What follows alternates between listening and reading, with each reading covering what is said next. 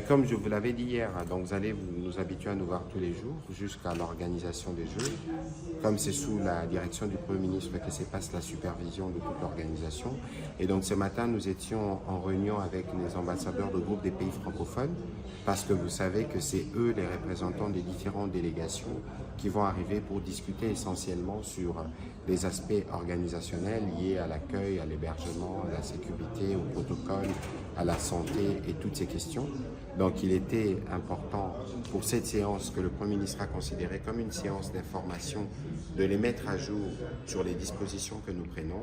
Évidemment qu'ils avaient des questions, notamment celles liées aux différents points de contact, aux questions des visas et tout le reste.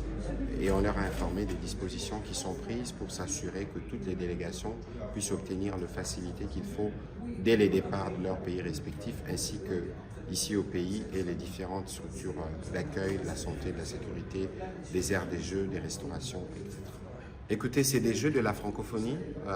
même si c'est la RDC qui l'accueille, mais c'est la structure qui réunit tous ces pays qui sont repartis dans le monde entier, donc il est du devoir de ce pays de venir. Nous avions dit que nous voulons faire des Jeux de l'espoir, nous voulons faire des Jeux de la solidarité, et c'est aussi à la fois pour ce pays une marque de solidarité pour le jeune Congolais